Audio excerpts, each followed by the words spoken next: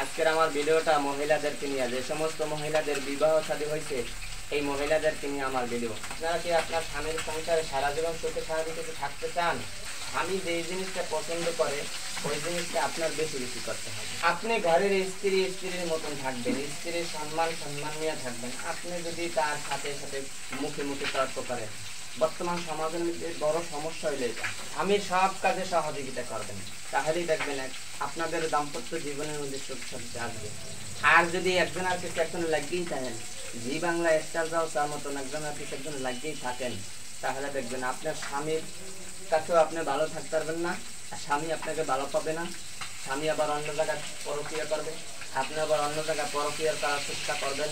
সবাইকে বলছি, সব ফ্যামিলির মহিলারা এক না। কিছু কিছু ফ্যামিলির মহিলারা আছে স্বামীকে অনেক ভক্তি শ্রদ্ধা করে, স্বামী যেটা করে এটা শোনে, স্বামীর সাথে অযথা বাহানা করে না, স্বামী যে সময় যেটা পারবে ওই সময়টা দেবে, এটা নিয়ে ধৈর্য ধরতে পারে। আর কিছু কিছু মহিলার আছে মোটেই ধৈর্য ধরে না, মোটেই ধৈর্য কম। যে সমস্ত মহিলাদের ধৈর্য একবারই নাই, একবারই কম, তাদেরকে বলছি। আর যাদের ধৈর্য আছে আলহামদুলিল্লাহ ভালো, ঠিক আছে। আপনার স্বামীর অবস্থান সবসময় একরকমের থাকে না, এই জিনিসটা আপনার বুঝতে হবে। আর যখনই আপনি এই জিনিসটা না বুঝবেন তখনই কিন্তু আপনার প্রতি তার একটা আকর্ষণ কমে যাবে। এই আকর্ষণ কমা মানে কি, দেখবেন ওই স্বামী অন্য একটা মেয়েদের সাথে পরকীয়ায় লিপ্ত হয়ে যাবে, আপনার সাথে ঝগড়া বিবাদ একটা লাগেই থাকবো। তো আপনার দেখবেন কিছু কিছু ফ্যামিলির ভিতরে আছে দুইটা বাচ্চা তিনটা বাচ্চা, এই দুইটা তিনটা বাচ্চা থাকা সত্ত্বেও কিন্তু তারপরও বিবাহ বিচ্ছেদ হয়ে যায়। এখন এর মূল কথা হলো কি, আপনি স্বামীর প্রতি কেয়ার করেন না, আপনি স্বামীর প্রতি খেয়াল রাখেন না। স্বামী সারাদিন কষ্ট করার পরে যখন বাসায় ফিরে আসে, কোন কথাটা বললে স্বামী রাগ করবে, কোন কথাটা বললে স্বামী খুশি হবে, এই কথাগুলো আপনার খুঁজে খুঁজে বের করতে হবে। আসা বসলো, আপনি তার ভাত খাইতে দেবেন, আপনি জানেন যে আপনার স্বামী তরকারিতে ঝোল বেশি পছন্দ করে না। আপনি যদি ডেলি ওই ঝোল বেশি দিয়ে তরকারি পাক করেন, দেখেন এখানে কিন্তু আপনি উল্টোটা করে ফেলাইলেন। আপনি প্রথমেই বুঝতে হবে যে আমার স্বামী কোন জিনিসটা পছন্দ করে, ওই হিসেবে আপনি ওইভাবে প্রস্তুত থাকবেন, রেডি করে রাখবেন, তাহলে আর ঝগড়াটা হবে না। অর্থাৎ স্বামী স্ত্রী ঝগড়া করলে অনেক করা যায়, যদি একজনের সাথে মিল না থাকে দেখবেন ঝগড়া কোথার থেকে আসে খুঁজে পাওয়া যাবে না। আর যদি স্বামী স্ত্রীর মিল থাকে বড় বড় সমস্যাগুলো আপনারা নিজেরা সমাধান করে নিতে পারবেন। আর যদি স্বামী স্ত্রী মিলই না থাকে দেখবেন সাধারণ একটা বিষয় নিয়েও কিন্তু অনেক ঝগড়া বিবাদের সম্মুখীন হইতে হয়। বিশেষ করে আমি একটা কথা বললে শেষ করব, স্বামী স্ত্রীর ভিতরে যদি কোনোদিন কিছু হয়েই যায় এটা নিজেরা মিট করবেন। ভারতে একটা আমি ভিডিও দেখলাম, এক হিন্দু ধর্মের লোকের 60 বছর দাম্পত্য জীবনে, ওনাদের বিয়ের বয়স হয়েছে 60 বছর, ওই 60 বছরের ভিতরে ওনার কাছে প্রশ্ন করা হয়েছিল যে আপনাদের স্বামী স্ত্রীর মধ্যে কি কোনো ঝগড়া বিবাদ হয় নাই? তো ওনারা বলছিল যে হ্যাঁ হয়েছে। স্বামী স্ত্রীর ভিতরে ঝগড়া হয় না এমন কোনো ফ্যামিলি নাই, হবে, এটাই স্বাভাবিক। যেমন এই জায়গাটায় আমি 5টা হাঁড়ি পাতিল রাখছি, কড়াই রাখছি, একটা থুইতে গেলে টাক অবশ্যই লাগে, দেখছেন টাক লাগছে না? অবশ্যই লাগবে। এখন যদি কেউ বলে, আপনারা যদি কেউ বলেন যে না আমরা স্বামী স্ত্রী এক জায়গায় থাকি কোনো কিছু হয় না, এটা অসম্ভব। হয়, আছে এরকমের বহুত আছে, কোনোদিনের ঝগড়া বিপদ হয় না, কোনো কিছু নিয়ে তর্ক বিতর্ক হয় না, এটাই আছে।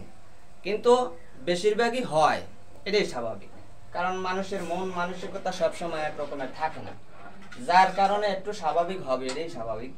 হইলেন কি করবেন, দুনিয়ার মানুষ দিয়ে জানাইবেন, ছড়াইবেন, মেম্বার চেয়ারম্যান শহীদার দফাদার এমপি মিনিস্টার সব এক জায়গায় করবেন, দরকার নাই। আর হইলে মজা লইব, আপনি যখন ঘরের জিনিস বাইরে একটা মানুষের কাছে জানাইবেন, এক কানে বাইরে একটা কান দেবেন, তারা কিন্তু মজা লইব।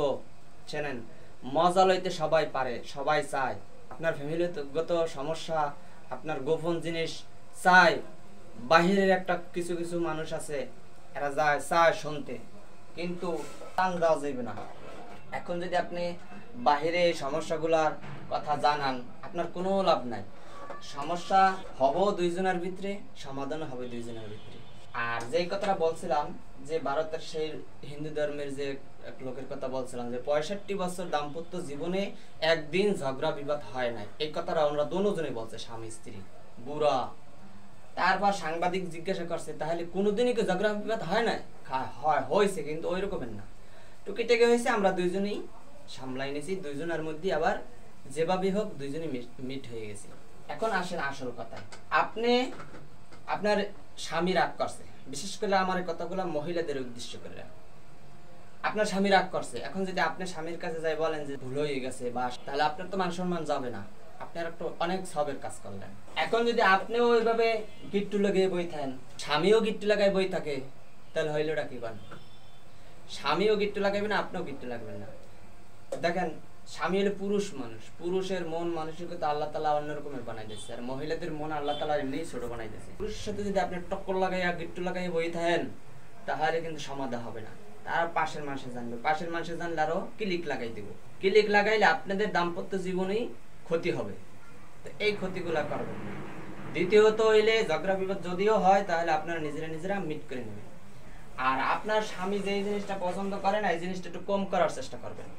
আর যেই জিনিস পছন্দ করবে, ওই জিনিসগুলো বেশি বেশি করবেন। তাহলেই দেখবেন আপনাদের ভিতরে সুখ শান্তি আসবে। সারা দুনিয়ার মানুষ এখন সুখ শান্তি খোঁজে, আসলে সুখ শান্তি কিসের মাধ্যমে আসবে? সুখ শান্তি আসবে আপনার আমার কাজকর্মের ভিতরে। আপনি আমি যদি সুন্দরভাবে না চলি, আপনি আমি যদি ঠিকঠাক ভাবে না চলি, তাহলে কিন্তু সুখ শান্তি আসবে না। বিশেষ করে সংসার গুছাইতে একটা মহিলা মানুষের অনেক কষ্ট। এই যে ছেলে মেয়ে বাচ্চা পোলাপান এগুলা সামলানো, রান্না বান্নার কাজ সামলানো, এরপরে যদি একটা স্বামী একটা কথা কয়, এটা অবশ্যই কষ্টকর, আর এটা খারাপ লাগার কথা।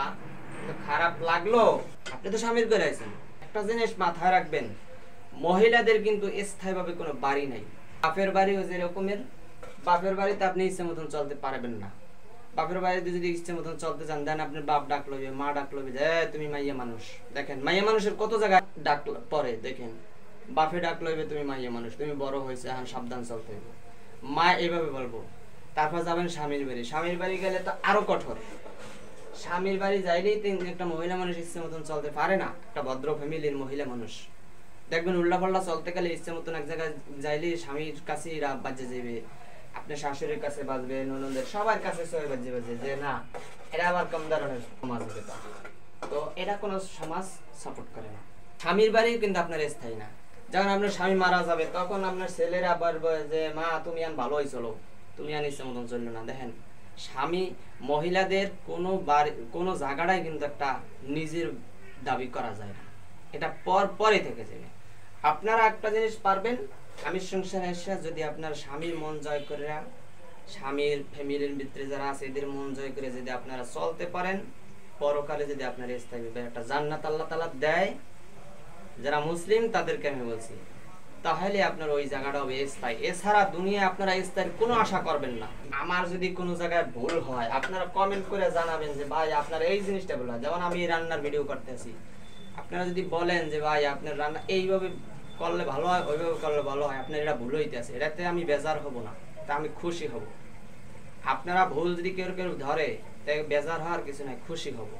তো আপনারা আমার যদি কোনো বিষয় ভুল হয়, আপনারা কমেন্ট করে জানাই দেবেন যে ভাই আপনার এইটা ভুল হয়েছে, আপনি এটা এইভাবে করলে ভালো হয়, ওইভাবে করলে ভালো হয়, এতে আমি খুশি হব, এতে বেজার হব না। তো সব ভিডিওটা অনেক লম্বা হয়ে গেছে, সবাই ভালো থাকবেন, সবার জন্য দোয়া করি, আমার জন্য আপনারা দোয়া করবেন। এখানে শেষ করলাম। আসসালামু আলাইকুম ওয়া রাহমাতুল্লাহি ওয়া বারাকাতুহু।